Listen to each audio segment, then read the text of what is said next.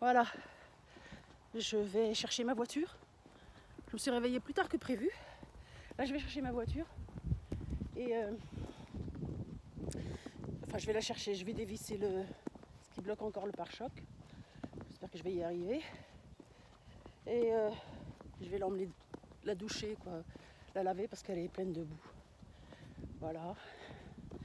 Et ensuite, je pense que j'irai directement chez... Si je peux l'utiliser et que j'enlève la partie du pare-choc qui gêne, je vais aller directement chez un carrossier, lui demander s'il peut me la prendre. Il est payé neuf, quoi, voilà. Il est payé en plusieurs fois. Et plutôt que de rester dans cette situation, c'est inadmissible, quoi, c'est pas possible.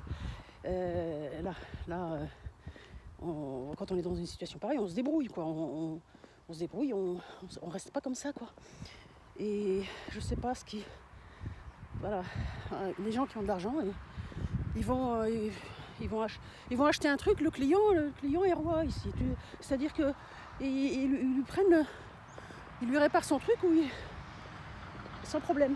Nous, on se retrouve face à deux problèmes. C'est-à-dire que d'abord, on est de conditions modestes, donc des difficultés à payer. Et si d'ordinaire on arrive à payer, je sais pas pourquoi. Et je crois qu'ils ont peur de l'insolvabilité, ou je sais pas. Moi, j'ai jamais été insolvable, mais bon. Ils doivent s'inquiéter. Je sais pas. En tout cas, on se retrouve face à deux problèmes. D'abord, on se retrouve avec un véhicule. Des fois, il peut tomber en panne. On doit se débrouiller. Et ensuite, voilà, le garage ne veut pas le réparer. Vous lui proposez de mettre 2 pare-chocs neufs. Et apparemment, il veut pas. Ça veut dire quoi? Ça veut dire que s'il a peur de l'insolvabilité ou des choses comme ça, nous, on va pas se mettre à crier sur tous les toits. J'ai mis des sous de côté. J'ai de quoi réparer ma voiture. Vous n'allez pas prendre un haut-parleur et crier sur les toits, c'est pas possible. Donc, vous vous retrouvez face à 2 problèmes et pas un. C'est-à-dire que d'abord, les difficultés à payer, et ensuite, quand vous avez de quoi payer, vous pouvez pas. C'est pas possible, quoi. Donc, moi, je vais aller voir un carrossier direct. Je vais me déguiser, hein. Je vais me déguiser en bourgeoise.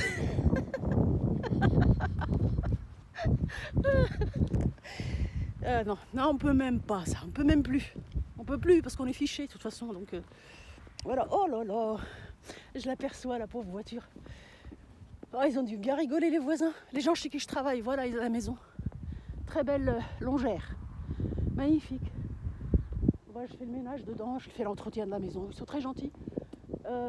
Voilà la voiture. Ils ont dû bien rigoler en rentrant chez eux hier, tiens. Vaut mieux en rire. Voilà. Oh là là. Oh, même moi je suis surprise, j'ai l'impression de rêver. Voilà. Pare-choc complètement par terre. Voilà, c'est ça que je vais devoir, je sais pas,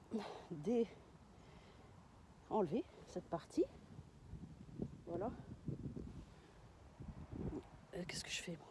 On voit, oui, enlever cette partie là, cette partie. Voilà, j'ai vu sur internet qu'il y a un écrou là, c'est un écrou qui est ici, qui tient le pare-choc. Tout le reste c'est clipsé. Tout le tour ici c'est clipsé. Voilà. Oui, c'est ça, c'est clipsé.